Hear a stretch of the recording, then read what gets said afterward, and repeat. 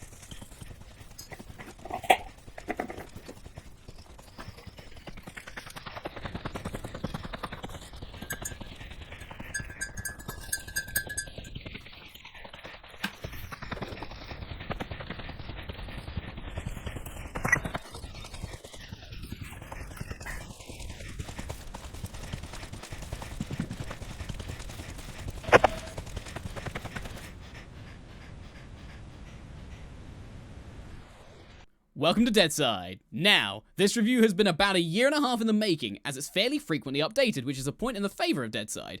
And I wouldn't feel comfortable leaving a review of a game only for it to be outdated within a week. This exact scenario has happened to me about 3 or 4 times right now. Every time I was about to finish the review, they would announce an update. So this time I've been playing on day 1 of the Halloween update to really get a good feel for it. And I must admit, it's a step in the right direction. But anyways, onto the full review. Deadside's an open-world survival game with hardcore shooting mechanics akin to games like Rust. Deadside seeks to fill the niche of games that are extremely punishing to play, but very rewarding for those willing to put time in. It aims to distance itself from many of the other survival games by sticking much closer to reality. Unlike other survival games in its class, Deadside opts to put an emphasis on the human nature of survival, so all enemies are other humans, either real players or NPC humans. Deadside is still in early access, so some features are missing and do feel a little bit janky. Usually I allow a little leeway because of this, but I also believe that if you're charging money for a product, then you should be providing a reasonable experience for that money.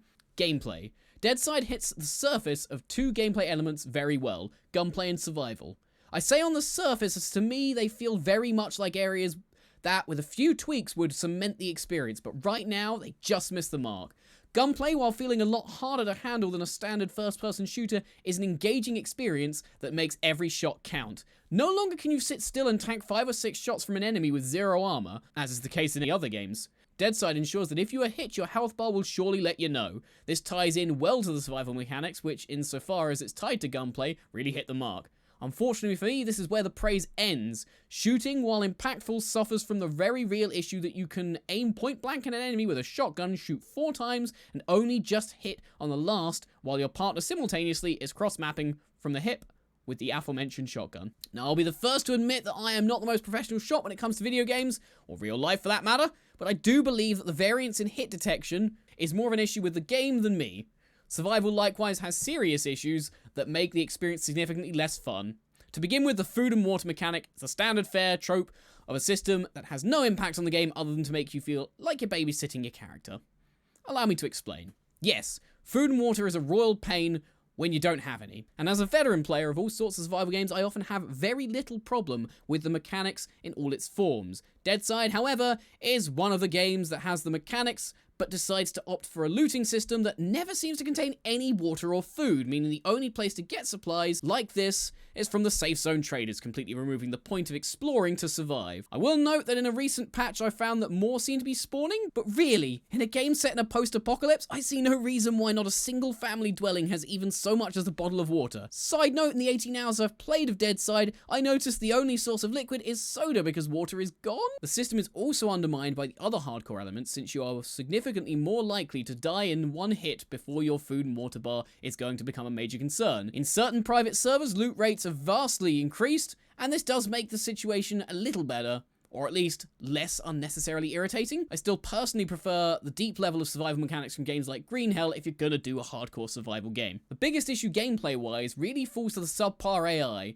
It's all well and good having a hardcore survival game, but when 9 times out of 10 your best strategy to deal with them is to stand still and snipe them while they have the aim of a stormtrooper firing all around you, it does desensitize the player to the consequences of their actions. It's also really annoying the 1 in 10 times you come across an AI that's going full Rambo and snipes you from across the map while you're behind a wall. A little more work on making the AI feel challenging but not ridiculous would go a long way, especially when some of the AI can carry some significantly upgraded loot, which further reduces the early game's challenge, as on multiple occasions I've been scouting as a fresh spawn, 1v1'd an AI who's carrying a shotgun with my trusty knife and been set for most of the mid-game battles. Base building now. This is an interesting one. Base building is a core element within many survival games, and it's an area where Deadside falls short. I played for many hours on the Halloween update, about an hour of which was spent trying to farm resources to create a very basic box without all the walls. It's a frustrating experience of wondering why your character is too stupid to put items that they've just crafted in their inventory, to wondering why you have to give up one of your primary weapon slots to hold an axe, making you way less useful when it comes to actually getting to the place where you want to build your base. Another issue I have is the process of actually crafting a base. On screen now, you'll see me running around trying desperately to place a land claim block, which for whatever reason I struggled with greatly, to the point where I placed the base in the first place I could see just because I wasn't sure if I'd ever find another place to put it again. Another irritating thing, which I am assured is not unique to Deadside, is that you have to build a specific item within your land claim block in order to spawn on your base, but even then, you need to spend your reputation currency in order to spawn there. Content, probably the area in most dire need of a shake-up. Missions within the game are very cookie-cutter in nature, consisting of nothing more than slightly larger NPC encounters with a bigger loot box at the end. Once you've done one, you've effectively done them all. It is, however, one of the only chances you might have of actually finding players. As a side note, other than on patch day, I've basically never seen anyone else playing this game, or if I have, it's 1 or 2 people, maximum, that's about it. Missions do tend to be a focal point, so that is where you might actually see some of those aforementioned players, and recent updates do seem to have increased the amount of these missions that I find, which did lead to a lot less time spent trying to find the content, though running simulator vibes are still strong in this game. On the subject of content, this is where the meat and potatoes of my criticism come together. To begin with, I must discuss what I feel are the 3 core tenets of the looting crafting subgenre of survival: first exploration, then crafting, and finally degradation and expansion.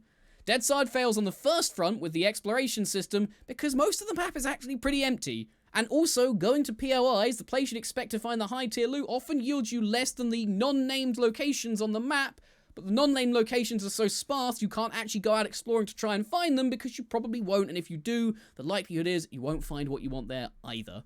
I often refer to this aspect of the game as Content Hunter, as I run around aimlessly on a large map with almost nothing in it. Sure, I could go to do a mission, but sometimes I just want to grab a small amount of loot without going with the levels of risk associated with a named quest. The crafting system also fails, both on base building, as I've discussed previously, but also when trying to craft regular items. It feels very janky and takes too long both to find items you're looking for and to actually craft them. Finally, the need to expand. While building a base is an awesome experience for the creative types of you out there, I do challenge you to find this experience enjoyable enough to want to build anything more than a basic cube. Obviously, there's no degradation of weapons in the game yet, which personally I think is great because I hate weapon degradation systems with a passion. It's definitely something that would make this game even less enjoyable than it already is. Sound. Sound should be an area in which the developers had focused, but instead it's one of the most lacking elements in gameplay. The most quintessential example I can give is that in most of the NPC firefights I found myself in, I was having to ask my squad mate if we were being shot. And even worse is that he didn't know either. The audio positioning in this game is almost non-existent and impossible to pinpoint where shots are coming from, much less where they are landing. Even while I will yield, the NPC aim is awful. I should surely hear a bullet whistling past my ear, or see a bit of dirt get kicked up in front of me from one of their multiple missed shots, or even, dare I say, a bloom from their gun they've just fired. Maybe I'm to believe that they are also using some kind of flash hider and are using smart bullets that just fall to the ground as soon as they've realized they won't hit. It's embarrassing that a game that touts itself as a hardcore shooter can miss one of the key parts of the genre, which is knowing when you're being shot. At least in other games that fail in this regard, the worst thing is a small part of one's health bar ticking down, as opposed to losing 3/4 of your health bar because you were unaware that you were in the firefight you've been hearing for the last few minutes. At this point, it's worth saying that improvements are being made with updates, and significant improvements, might I add, are being made. I found in this playthrough I was actually able to maybe hear a little bit times when I was in a fight, and I was a little bit more confident where bullets are coming from, but that may well be just me getting used to the game rather than the game actually making improvements. I don't know, but I do think it was significantly better than it was when I first wrote this review. So, with that in mind, if the updates are going to keep flowing, then maybe this is a system that will kind of fix itself. I'd argue they should have fixed that one first, because hardcore survival games, you know, if you're gonna make a shot kill you, you should at least know where the shot's coming from. And for another thing, surely in a hardcore shooter when I hit someone, there might be some kind of audio-visual feedback? Nope, they do not flinch or cry out in pain. How can I know if I'm hitting an enemy in a game without hit markers, which I'm not saying should be in this game, they actually absolutely shouldn't. It's a hardcore shooting game, that's fine. But if I'm going to be in a hardcore shooter, and there's not going to be a hit marker when I've hit someone, there should be some sort of audio-visual feedback to let me know that I've hit them, such as the enemy flinches, or they make out a sound, something that lets you know that you've not just shot right off into the distance. I'm no expert, but I do know that buckshot from a shotgun is going to make you recoil in pain from the first shot if the second shot is enough to kill you. It's issues with polish and focus that let this game down, and things like the sound design certainly encapsulate this. Right, the positives.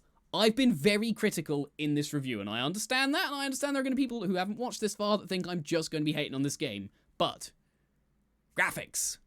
It's certainly an area I was happy with. It does much better job than a lot of early access titles do, because all of the graphics do fit cohesively together in the world, and it's actually a lot better than I have come to expect from these titles. The attention to detail was also a welcome breath of fresh air as I stood overwatching from a tower and noticed the pile of shell casings at my feet appearing and growing larger with each shot. On the other hand, there are some more obvious areas where things just aren't in place yet, stuff like, you know, scarring on the environment when you're shooting things.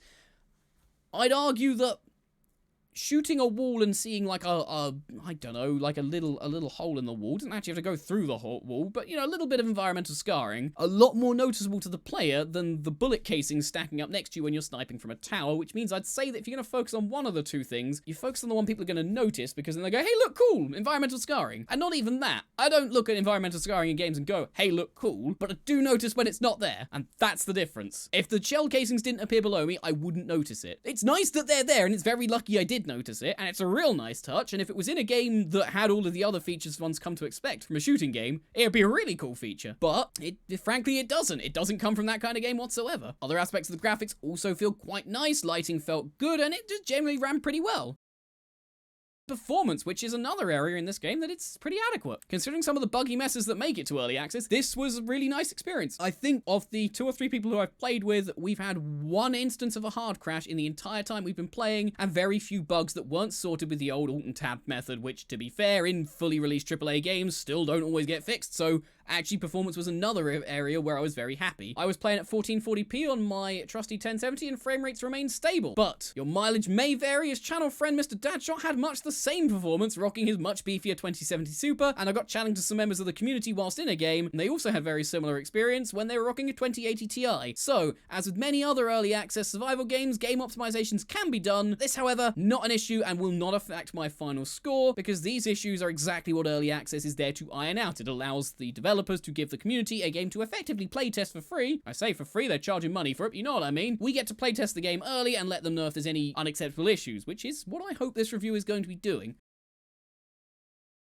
And with that mention of charging people money, price. At the time of recording, this game is selling for around £15, which honestly, for what you're getting, it's not enough. Even though it's early access, it's too high. All in all, you're getting a pretty empty map, basic and frustrating mechanics, and an overall experience that is nowhere near close to a state that justifies even half the amount of money. Frankly, there's better out there that I would recommend buying at this point. However, if you're a gambler and you'd like to support games in their infancy, then I can actually see quite a lot of potential for this. A, it could be worth more. B, it could be very enjoyable. At this point, the bare bones of a really enjoyable survival game are there, but they have completely missed the mark when it comes to the content, which in my mind is the most important thing to nail when you're trying to make a first impression, and it's one of the reasons that I throughout the years become a little more jaded towards the early access scene, because a lot of the time early access is just seen as an excuse to release content that's nowhere near ready and remove any criticism because it's early access. I maintain if you are charging for your product, you can be criticized on your product. I did receive the game for free, so I haven't paid the money for this product, and had I paid for this product, I would have been royally cheesed off. The reason I knew this product existed because I actually went looking for a survival game and thought, hey, that looks cool, and I was about to pay for it until I realized that I could get an access to a copy of the game to do review on it. I'm doing now, contract complete if you will.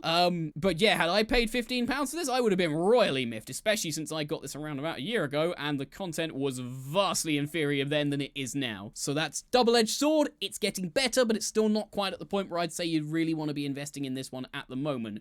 Side note on that, if you like getting into a game and really grinding it, I wouldn't get into this during early access, because anytime a major update releases, they wipe the servers, which is good because it means that you don't end up with people massively overhead. But if you're getting into this thinking that you can get really ahead now before it comes out, I would be very careful of that one. If you're the kind of person who only plays once every so often and you want to kind of have a base that's there next time you get on, this one's not for you. So my final verdict. While my criticism has been harsh, I do on the whole see this game as having a lot of potential. So I'm going to give it a 3. When the game gets it right, it can actually be quite enjoyable, but it fails to do so much, it's generous to even give it a 3. I really want to see the developers work on this game, and I would love to come back and make an update to this where I can go higher. But the long and the short of it is that for £15, this game really just isn't worth it, but it's certainly one to watch. My advice to developers would be to sit down and discuss, maybe with some members of the community, maybe just internally, each of the mechanics and how they can be improved so they don't feel so clunky. I feel the most egregious of these is the crafting system, which needs a complete rework to make it sustainable. On the note of talking to the community, I did have a friend of the channel reach out to the developers to see if we could get sat down and have a conversation about it, and they said yes, and he is yet to hear back from them on that. We tried to arrange a time and nothing ever got done. So if you're watching, developers, hit me up on Discord. You can find the link to that down below. I'm more than happy to talk about it. I'm more than happy to discuss my views on this one, and maybe we can come to some kind of understanding about ways of improving. And I will happily, if the game improves, release a second update video to this that says, hey look, this is the video that we started with where it wasn't so good, and here we are now, Deadside, 2 electric boogaloo, that kind of thing. So that's it. It's a game. It's playable to an extent, but there are a lot of issues that need ironing out before I'm happy to actually recommend this product to anyone to pay money for it.